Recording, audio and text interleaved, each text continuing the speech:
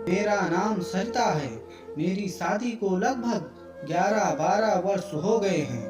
मेरे पति का नाम रणजीत है और मेरे 3 बेटियां हैं। रणजीत उन लोगों में से था जिनके लिए पुत्र पुत्री एक समान होते हैं। उसका मानना था कि बेटियों की सही परवरिश की जाए तो वो भी माता पिता का सिर ऊंचा कर सकती हैं। सरिता की सोच पति के उलट थी। निजी तौर पर उसका विचार था कि बेटी पराया धन होती है। शादी के बाद बेटी को दूसरे का घर आबाद करना होता है। उसकी तीनों बेटियां भी एक दिन एक एक करके ससुराल चली जाएंगी। सरिता का मानना था कि घर आबाद रखने और वंश चलाने के लिए पुत्र का होना जरूरी है। पुत्र ही तो है जो माता पिता के बुढ़ापे की लाठी बनता है। उसके कंधों पर अर्थी शमशान जाती। सरिता पहली बार गर्भवती हुई तब उसकी चाहत पुत्र की थी। ये चाहत दूसरी तथा तीसरी बार भी बनी रही। तीनों बार सरिता को निराश होना पड़ा। रणजीत पत्नी का मन समझता था। उसे पता था कि पुत्रवती न होने से सरिता दुखी है। वो उसे समझाया भी था, सरिता बेटे में हीरे नहीं जड़े होते जो तुम पुत्रवती न बन पाने के गम में घूमती रहती हो। कई मायने में बेटियां बेटों से लाख गुना बेहतर होती हैं। शादी के बाद लड़के बदल जाते हैं पर माता पिता के प्रति लड़कियों का प्यार कम नहीं होता। सरिता के जी में तो आग लगी थी। सबके बेटे हुए पर मेरा नहीं हुआ। मैंने ऐसा कौन सा पाप किया जो बेटी पर बेटी होती जा रही है। हर बार बेटे की आस लगाए मगर हर बार बेटी हुई। सरिता जिस किसी के पास बैठती या जो कोई उसके घर आता उससे ही बेटा ना होने की अपनी भड़ास निकालने लगती। बलराम से तो सरिता कुछ अधिक ही मन की बात करती थी। बलराम कोई गैर नहीं, रणजीत का चचेरा भाई था। आयु में वो सरिता से छोटा और उसकी शादी नहीं हुई थी। रणजीत के पड़ोस में रहता था। पेशे से वो वाहन चालक था। बलराम और सरिता करीबी रिश्ते के देवर भाभी थे, इसलिए उन्हें खूब पटती थी। पहले तो सरिता के प्रति बलराम की नियत में खोट नहीं था, मगर जब से उसने पुत्र न होने के कारण बलराम की नियत में खोट आने लगी, भाभी की ऐसी ही किसी कमजोरी का लाभ उठाकर देवर अपना उल्लू सीधा किया करते हैं। एक दिन दोपहर में बलराम घर आकर बैठा तो बात कुछ होने लगी। तो बातों ही बातों में सरिता ने अपने दुखड़े का सारा राज खोल दिया। पता नहीं मैंने कौन सा पाप किया था जिसका दंड बेटियों के तौर पर मिल रहा है। बलराम को उल्लू सीधा करने की दिशा मिल गई। भाभी कन्या तो देवी का रूप होती हैं, फिर तुम्हें बेटियों से चिढ़ क्यों है? बलराम मुझे बेटियों से चिढ़ नहीं, अपने नसीब से शिकायत है। सरिता बोली, 3 संतानों में एक भी बेटा हो गया होता तो आज मेरे कलेजे में आग ना लगी होती। बुढ़ापे का सहारा और चिता को आग देने वाला भी तो कोई होना चाहिए। बेटा ना होने से हमारे बाद तुम्हारे भैया का वंश खत्म हो जाएगा। फिर बलराम ने एक सातिर चाल चली।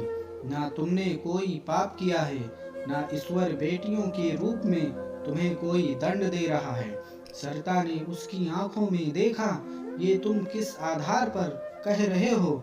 शायद तुम्हें पता नहीं है कि पुत्र हो या पुत्री, उसका जिम्मेदार माँ नहीं पिता होता है। सरिता ने चौंक कर उसकी ओर देखा। मैं समझी नहीं, खुलकर बोलो।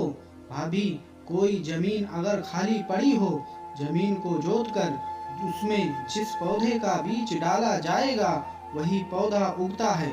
बलराम ने कायदे से समझाया, जमीन से जो बीज कमजोर होता है उससे निकला पौधा भी कमजोर होता है। ना बस तो बस तुम्हारी बेटियां होने का भी यही वजह है। फिर बलराम कहने लगा कि रणजीत भैया का जो बीज है वो बेटी पैदा करने वाला है। दर्जन भर बच्चे पैदा कर लो, लड़की ही होगी। लड़के के लिए तरसती रहोगी। मेरी बातों का विश्वास न हो तो किसी पढ़े लिखे इंसान से पूछ लो। इतना सुनते ही सरिता गहरी सोच में डूब गई। अगले दिन सरिता पेट में दर्द के बहाने एक स्वास्थ्य केंद्र पहुंची और लेडीज डॉक्टर से पूछा तो उसने जैसे बलराम ने कहा था कि 3 बेटियां हुई हैं, इसका दोषी तुम नहीं, तुम्हारा पति है। पुत्र पैदा करने वाले कीटाणु उसमें नहीं है। सरिता को रणजीत से चिढ़ हो गई। जरूर उसे पता होगा कि वो बेटा पैदा करने लायक नहीं है, इसीलिए लड़कियों की हिमायत करता है। फिर शाम को बलराम आया तो सरिता बोली, तुमने ये बहुत अच्छा किया, हकीकत बताकर मेरी आंखें खोल दी। अब मेरी छाती पर पाप का बोझ नहीं रहेगा। सरिता कहने लगी, बलराम मुझे बताओ, तुम्हारे भैया का कहाँ इलाज कराऊं जिससे वो मुझे पुत्रवती बनाने के लिए लायक हो जाएं। तो बलराम बोला, भैया का इलाज संभव नहीं है। तो सरिता कहने लगी, मैं कैसे पुत्रवती बनूंगी। फिर बलराम ने जाल फैलाया, तुम्हें किसी दूसरे आदमी से संबंध बनाना पड़ेगा। इतना सुनते ही सरिता आंख दिखाने लगी। ऐसी बात कहते हुए तुम्हें शर्म नहीं आई? तुम्हारे भैया ने सुना तो न जाने क्या कर डालेंगे। तो बलराम कहने लगा, तो फिर लड़कियों से ही संतुष्ट करो। धीरे धीरे वक्त गुजरता गया। सरिता कई दिनों तक सोचती रही। उसने अपनी इच्छा दबाने की बहुत कोशिश की, पर वो नाकाम रही, क्योंकि हर हाल में वो पुत्रवती बनना चाहती थी।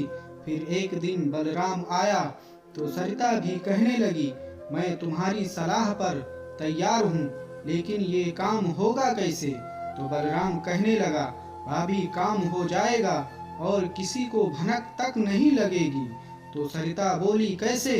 फिर बलराम के होठों पर मुस्कान फैली और कहने लगा, भाभी मेरी नसों में भी वही खून है जो भैया के शरीर में है, खून वही रहेगा। इस तरह भैया की नस्ल भी खराब नहीं होगी। सरिता बोली, ठीक है, सोच कर बताऊंगा। फिर एक दिन रणजीत खेत में पानी लगाने गया तो सरिता ने बलराम को बुला लिया। बलराम भी बेताब और खूबसूरत भाभी को देखकर उसका भी मन मचलता था। फिर देवर भाभी ने एक दूसरे की जवानी की प्यास बुझाई। पहले मिलन से ही वो एक दूसरे के दीवाने हो गए। महीनों बीतने के बाद सरिता को बलराम से गर्भ तो नहीं ठहरा, पर अवैध संबंध चलता रहा। फिर एक दिन सरिता और बलराम का अवैध संबंध उजागर हो गया। एक रात रणजीत ने अपनी पत्नी वो चचेरे भाई बलराम के साथ संबंध बनाते हुए देख लिया। फिर उसने सरिता को धिक्कारा और मारा भी। तो सरिता कहने लगी, क्या करती, तुम्हारे बस का बेटा देना नहीं था, इसलिए देवर के साथ मुंह काला करना पड़ा। फिर रणजीत ने सरिता को समझाना चाहा तो उसने साफ साफ कह दिया, अब बेटा हो या ना हो, बलराम ने मेरा दिल जीत लिया है। जो मजा वो देता है वो तुम नहीं दे सकते। फिर दोनों परिवार के परिजनों ने दोनों को समझाया और घर की बात घर में ही रहने दिया। फिर धीरे धीरे कुछ दिन बीत गए। आधी रात के बाद कोई बदमाश घर में घुसा और गहरी नींद सो रहे रणजीत के पेट में चाकू से वार किया, जिससे वो गंभीर रूप से घायल हो गया। अस्पताल ले जाने की व्यवस्था की जाने लगी, तभी रणजीत दम तोड़ देता है। फिर मौके पर पुलिस आती है और इसका पता लगाती है इस घटना को अंजाम कौन देने वाला था। तो पता लगता है कि इसके पीछे सरिता और बलराम हैं। फिर पुलिस दोनों को पकड़ कर ले जाती है और जेल में डाल देती है। तो उम्मीद करता हूँ ये कहानी आप सब लोगों को पसंद आई होगी। तो लाइक और कमेंट करना ना भूलें और इस चैनल को सब्सक्राइब करना ना भूलें। फिर मिलते हैं अगली एक नई कहानी के साथ। धन्यवाद।